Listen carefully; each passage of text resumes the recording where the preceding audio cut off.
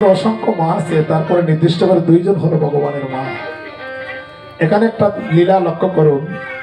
আমরা সবাই জানি ভগবান একজনের গর্ভে জন্ম নিলেন আর আরেকজনের বুকের দুধ পান করে তাকে মা বলে ডাকলেন। বাবা তো কেন এগুলো কেন বাবা?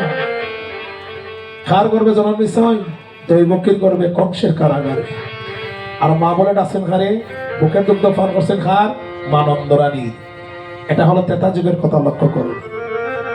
ত্রেতা যুগে যখন রামচন্দ্র বনে গিয়েছিল, রামচন্দ্র যখন বনে যাবে, রামচন্দ্র গর্ভধারীর মা কৌশল্যা বড় সাত করে এক বাটি দুগ্ধ এনে রামচন্দ্রকে দিয়ে বলছে, বাবা তুমি তো 14 বৎসরের জন্য বনে চলে যাবে, আমি তোমার গর্ভধারিণী মা, তোমাকে এক বাটি দুগ্ধ দিলাম, তুমি পান করো বাবা।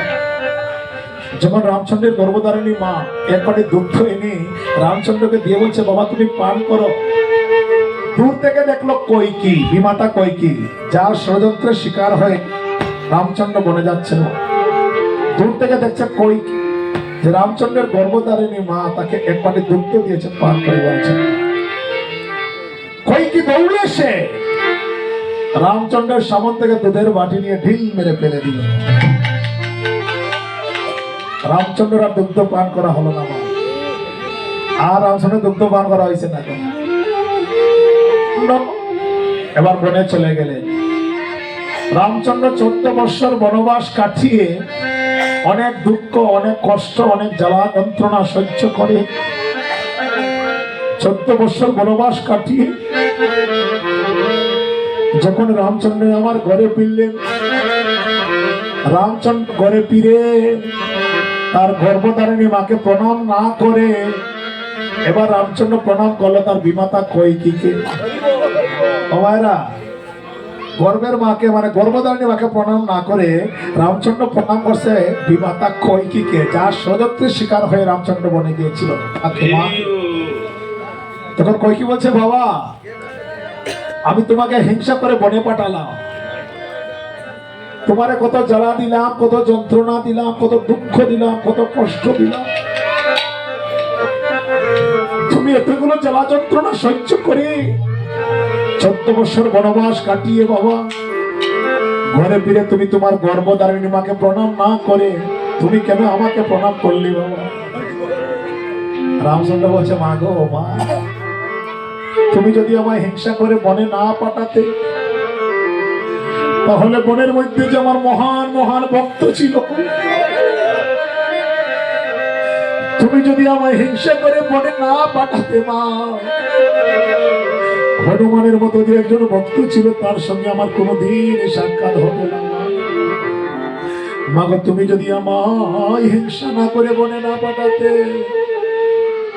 সুগ্রীবের মতো যে একজন ভক্ত ছিল তার সঙ্গে আমার কোনোদিন হতো না। মাগো তুমি যদি আমায় হিংসা করে বনে না পাঠাতে, রাবণের মতো একজন দস্যু জগতে কখনো বোধ হতো না মা। তাই মাগো আমি আমার গর্ভধারিণী মাকে প্রণাম না করে আমি তোমাকে প্রণাম করলাম। কইকি বলছে, বাবা রে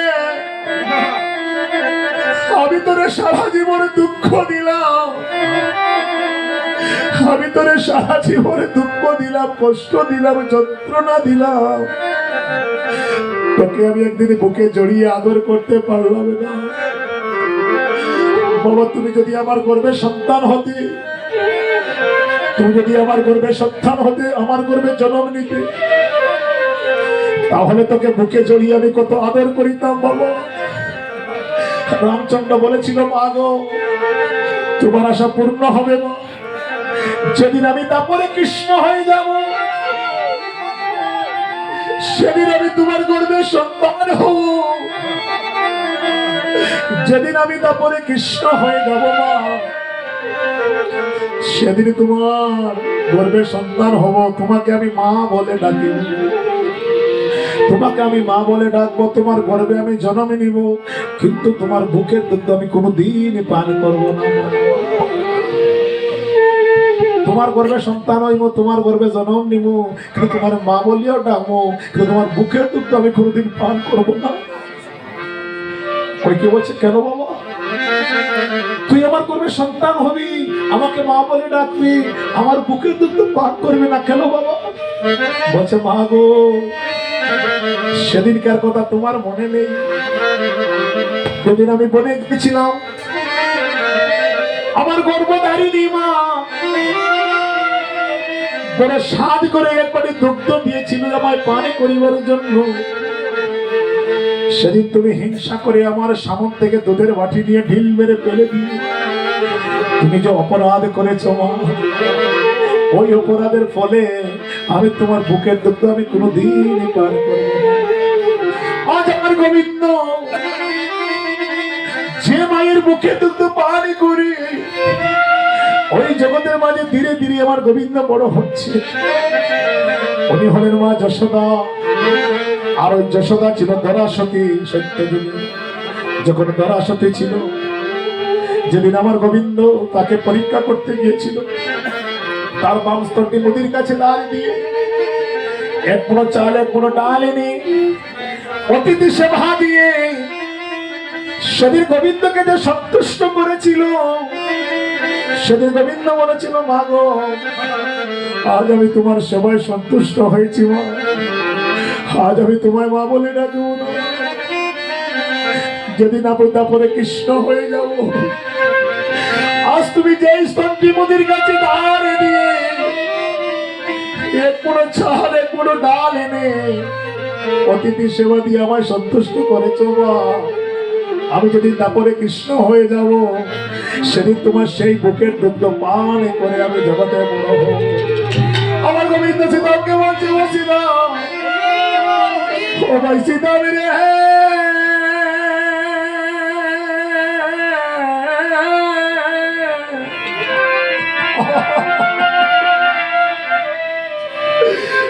আমার মায়ের আর তো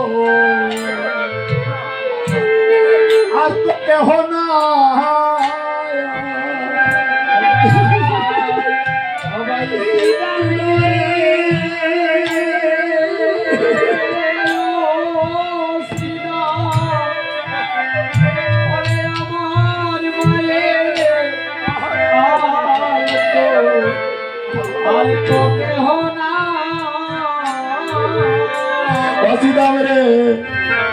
আমার মা যদি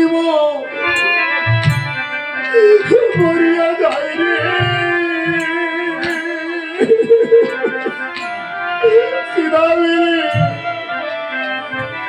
আমার জাদু বলে কেডা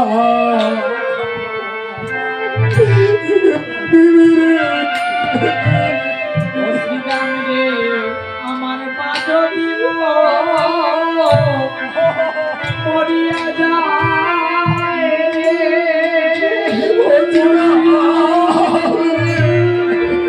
আমার জাদু বলে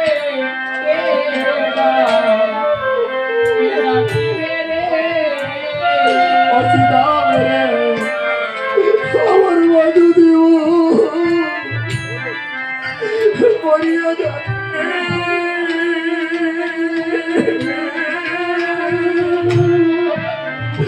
আমার জাদু বলে কেডা কেডা কি বেরে আমার মা যদি মরিয়া যায়,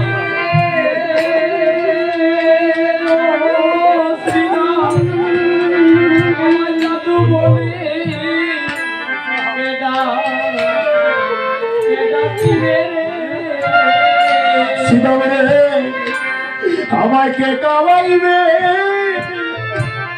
বিষ্ণু আসর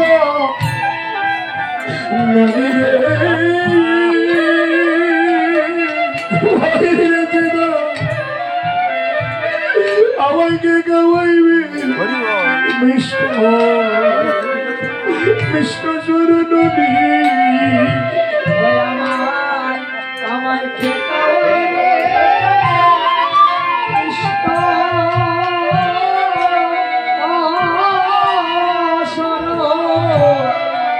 শরণ নিরে বাইরে শ্রীরাম আমায় কেতাইবে কৃষ্ণ কৃষ্ণ শরণ নিরে ও শ্রীরাম রে শ্রীরাম বিদেশি বিপাকে যা শ্রীরাম রে ওরে পুত্র পুত্র মারা যায় ওরে বিদেশে বিপাকে যার শ্রীরাম ওরে পুত্র পুত্র মারা যায় ও শ্রীরাম রে শ্রীরাম বিদেশি বিপাকে যা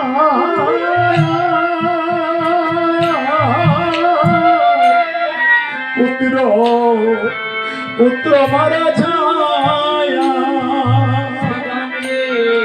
বিদেশে বিপাকে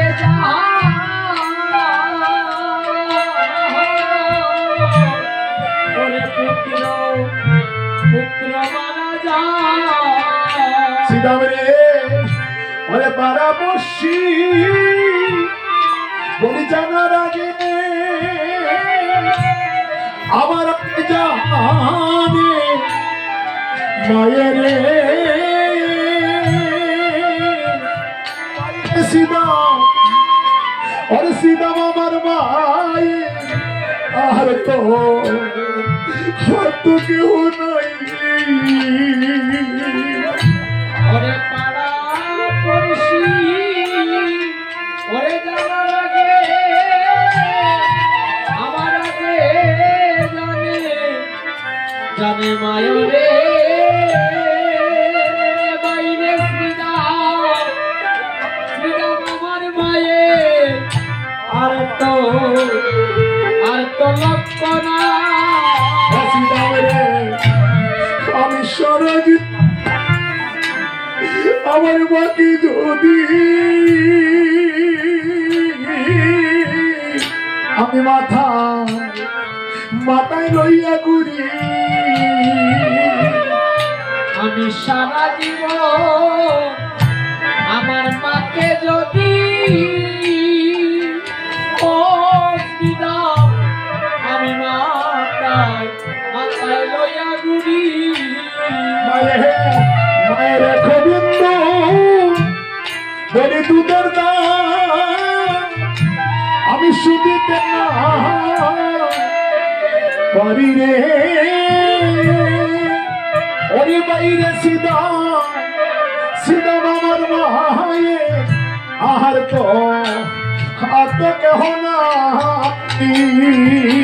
মায়ের মাকে পবিত্র দুধের দাম আমি শুনিতে না পারি রে বাইরে শ্রীরাম ওরে আমার মায়ের আর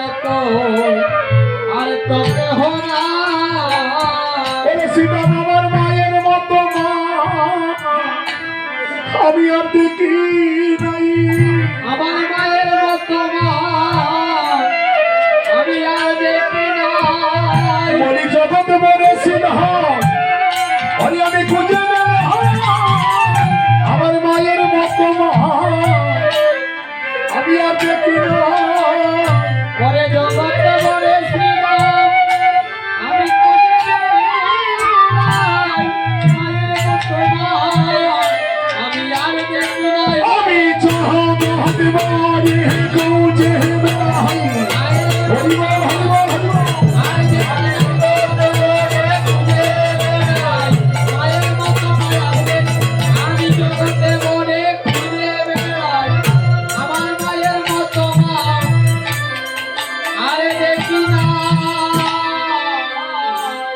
তখন সকলরা কালগড় কানাইয়ের বদনের কথা শুনে বলছে ভাই যদি মা নন্দরানী বিদায় না দে যদি মা নন্দরানী অনুমতি না দে তাহলে আজকে ফানের ভাই কানাইতে গোষ্ঠে যাবে না সব রাখালগণ একত্র হয়ে এবার চলে গেল মা যশোদার কাছে।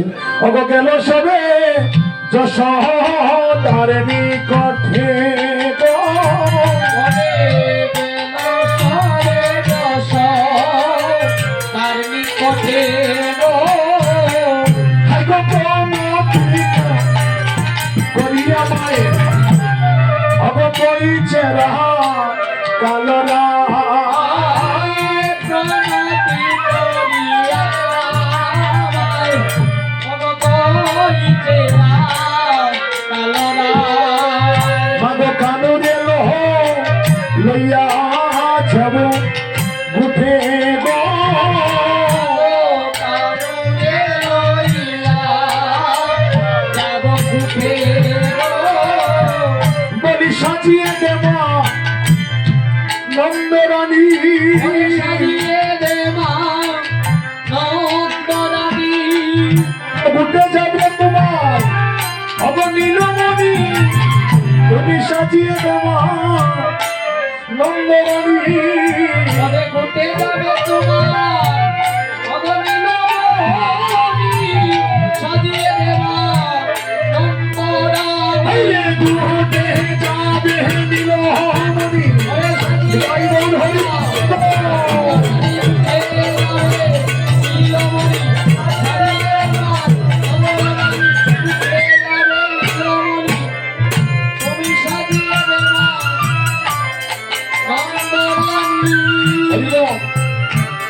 রাজাবাবু বলছে মা গো, তুমি তোমার গোপালকে সাজিয়ে দাও মা, বেলা কিন্তু হয়ে যাচ্ছে 1 কোটিকা, আমরা গোপালকে নিয়ে গোষ্ঠে যাবো। হরিব যখন এই কথা বলছেন গোষ্ঠের কথা, মা নন্দরানী বলছে বলরাম রে, ও বলরাম, আজকে আমি আমার গোপালকে গোষ্ঠে দেব না। হরিব আজকে আমি আমার প্রাণ রাখতে আমার গোপালকে আজ আমি গোষ্ঠে দেব না। হরিব ও আরে ও বলরামে পিরিয়ে যা তোর কি হেতে নির্মণি দনে দিব মায়া গোষ্ঠেতে।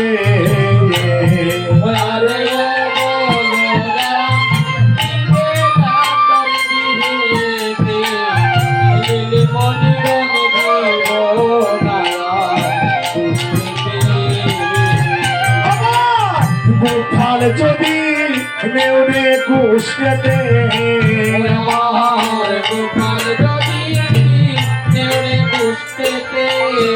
আরে অবহল রাম বাসর তোমার বুকেতে।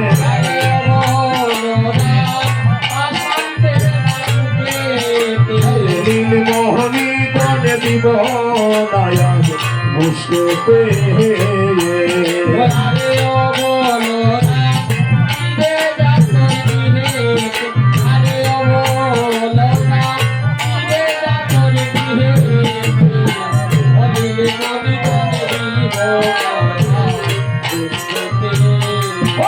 দেখলাম স্বপ্ন ভয়ঙ্কর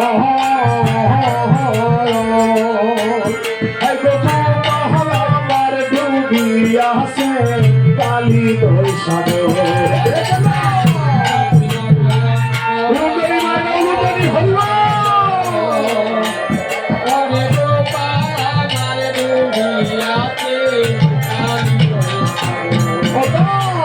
চূড়া তোরা মোহন বাসিকে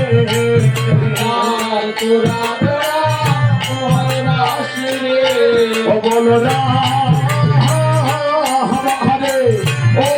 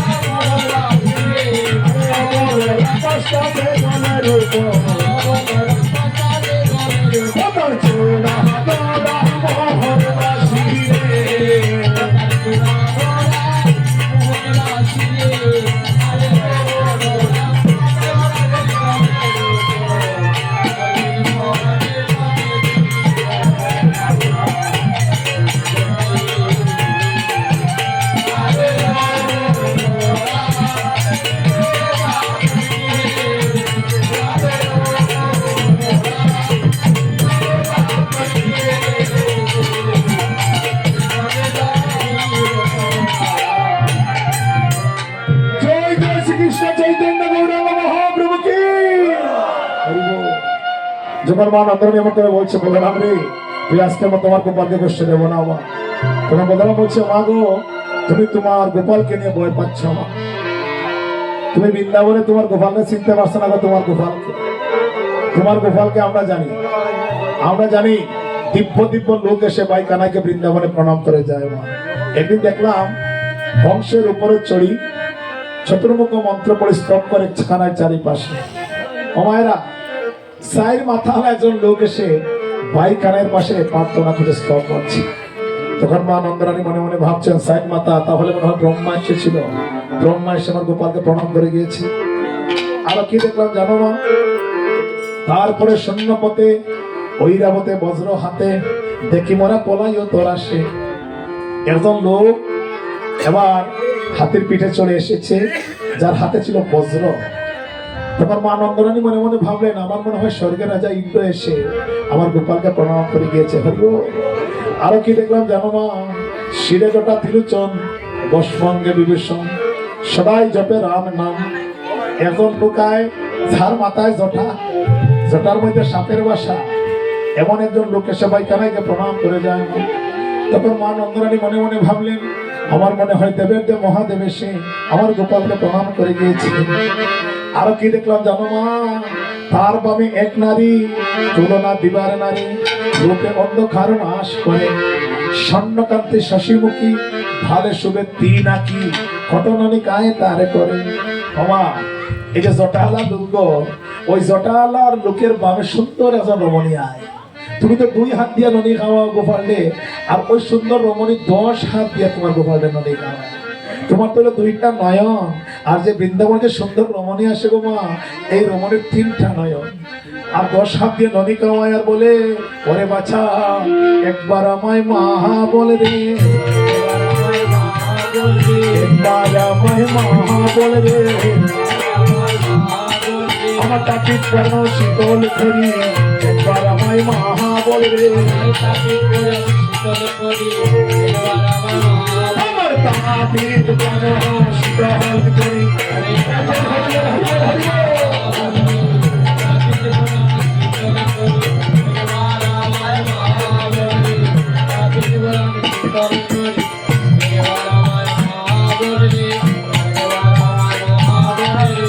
তখন মা নন্দরানী ভয় পেয়ে গেলেন, বলছে, বলরাম আমার গোপাল কি মা বলছে? বলছে না মা, তোমার গোপাল মা বলেনি। তোমার গোপাল কি বলছে? তোমার গোপাল বলছে, মা গো আমি সেদিন তোমায় মা বলিব, যেদিন শান্তিপুরে যাবে তুমি, যেদিন শান্তিপুরে যাবে তুমি, আমি সেদিন তোমায় মা বলিব। তোমার গোপাল তাকে মা বলে নাই ভাই। অবয়দা শশী দামে কয় মা তুমি না করো ভাই, কানু গেলে যত শোক পাইব, সাজিয়ে দে মানন্দ রানী, সাজিয়ে দে মানন্দ রানী, যাবে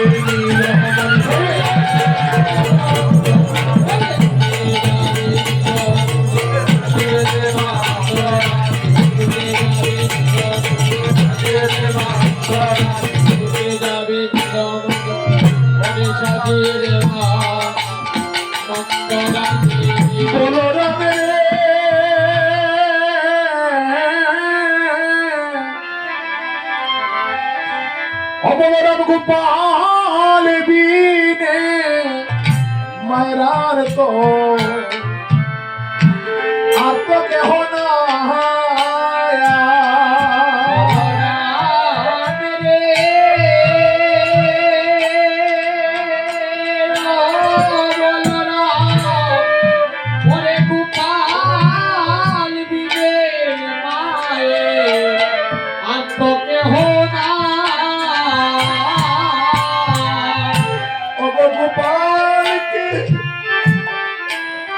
সাজাইতে নন্দ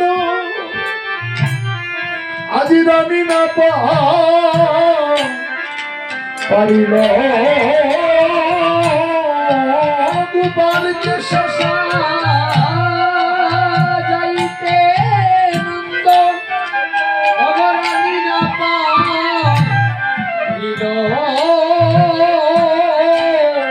অবচতনিকা খানাইর চূড়া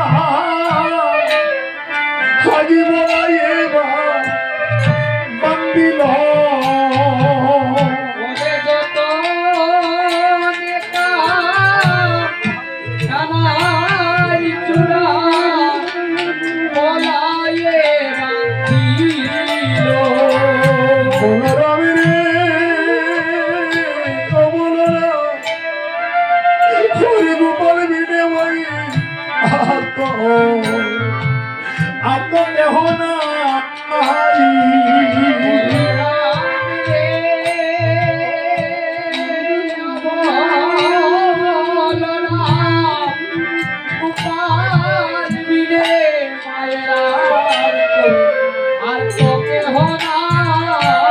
আরে অরে হেরি হলো হলো তোর প্রাণী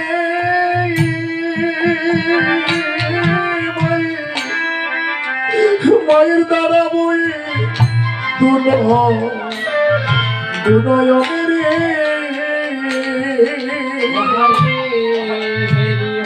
হেরি হলো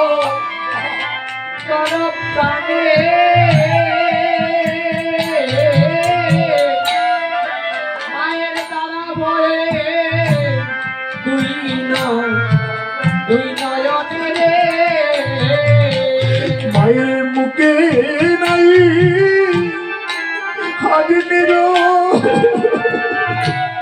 আজ নিরসই বাড়ি রে ও বলরা আজ মায়ের মুখে নাই নিরসয়ে বাড়ি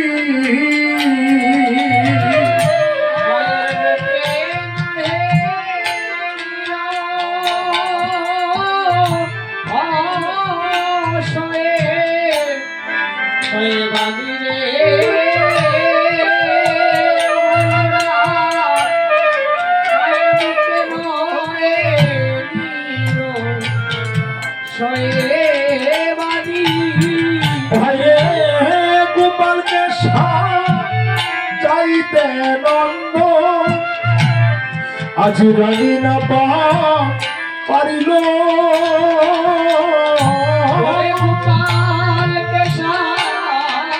যাইতে নন্দ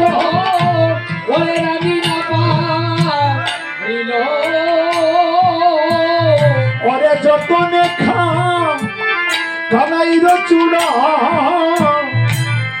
আজি বলাইয়ে বান্দিল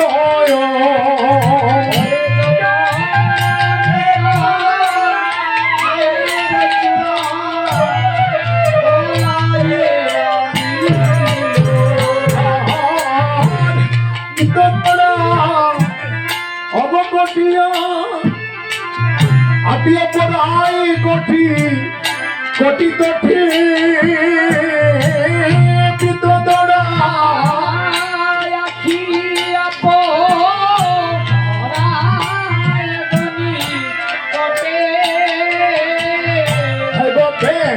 দৌড়া রলি হাতে সিংহা ধুলে পিতে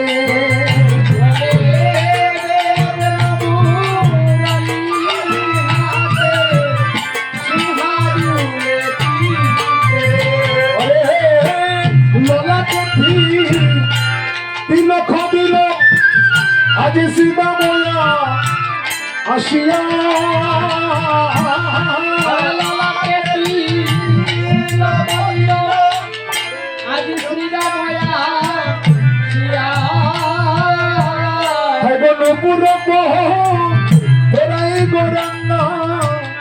আজি চরণ হেরিয়া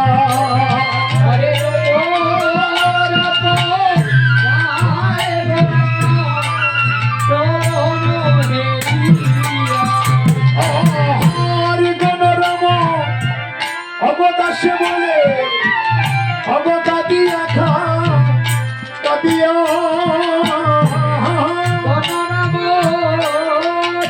বলে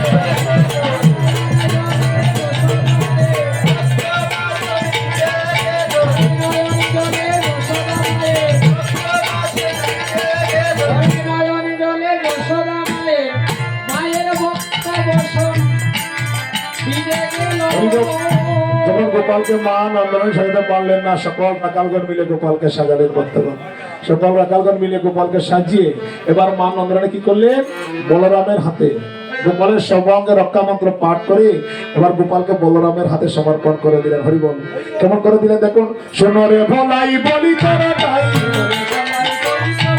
যতনে রাখিও মানি, যতনে রাখিও মানি, বড় ভরসা করিয়া দিলাম সপিয়া, ভরসা করিয়া দিলাম সপিয়া, আমার নয়ন মনি রে বলাই, আমার নয়ন মনি, বাচ্চারে পিতা হলে চবে বদন শুকাবে, বাচ্চারে পিতা হলে চবে বদন শুকাবে, আদয়া তো বলিবে বাণী, আদয়া তো বলিবে বাণী, বিহারি বিনয় কইছে কাতরে, বিহারি বিনয় কইছে কাতরে, কেতে দিও সর্বমণি রে বলাই, কেতে দিও সর্বমণি, তুমি মহইয়া নানি কেতে দিও রে, তুমি মহইয়া নানি কেতে দিও রে, তুমি ভাই হইয়া সঙ্গে রাখিও,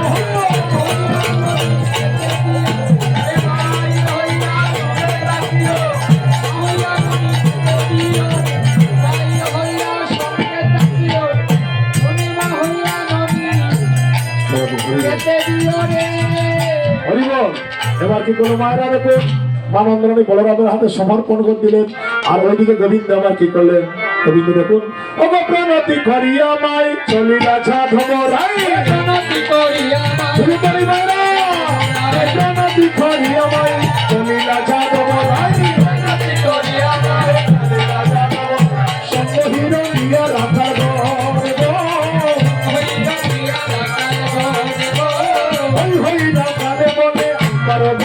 চলে,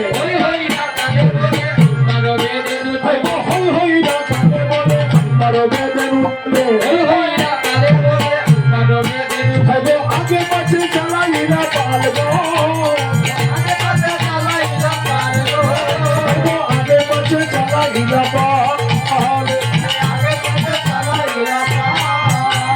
বিশ্ব মানুষ কুমারী অট্টালিকা মন্দির চলি,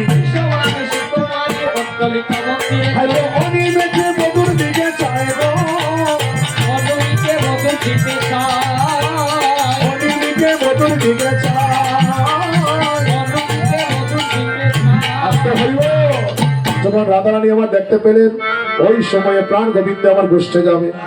তখন রাধারানী কি করলো, মায়েরা নীল শাড়ি পরিধান করে তুঙ্গ মন্দিরে দাঁড়িয়ে আমার গোবিন্দের দিকে নয়ন দিল।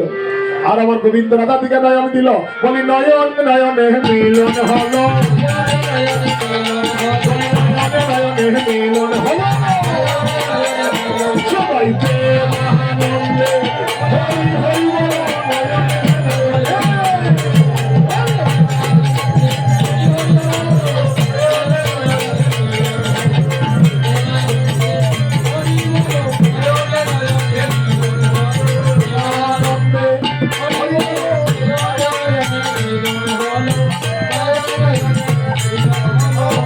আজকে নয়নে নয়নে রাধা গোবিন্দের মিলন হয়েছে।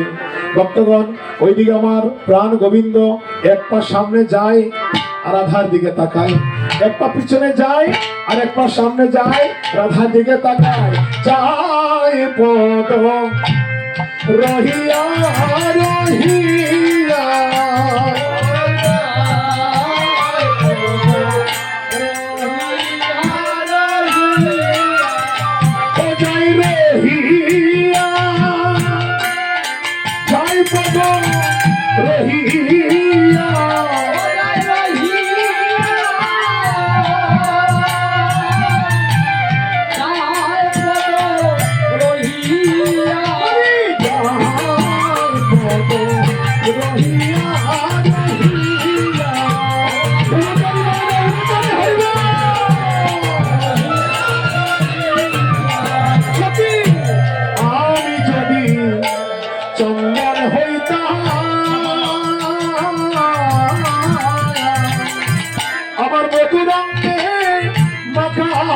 রইতা আমি যদি শঙ্কর হইতাম, আমার বধুরঙ্গে লেপে রইতাম। আমার বধু যখন নেচে যেত আমি পড়তাম পদে চড়িয়া চড়িয়া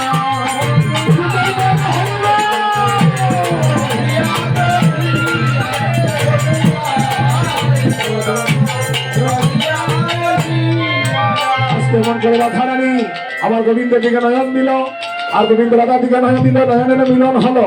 ওইদিকে প্রণতি করি আমায় চলিলা যাদব রায় সঙ্গিয়া রঙ্গিয়া রাখালগণ। এবার রাখালগণ সাথে নিয়ে মাকে প্রণাম করে আমার গোবিন্দ গোষ্ঠ চলছেন হরিবল। আর ওইদিকে রাধারানী বলছেন তোরা দেখলো সই আমার সামনে না ধরে বলে যাই হরিবল।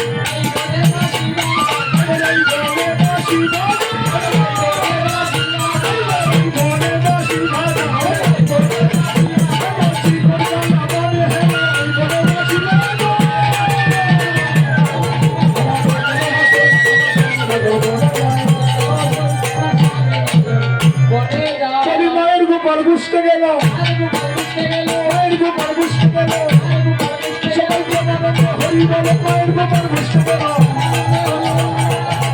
হরে কৃষ্ণ কৃষ্ণ কৃষ্ণ হরে হরে হরে রাম রাম রাম হরে হরে হরে কৃষ্ণ কৃষ্ণ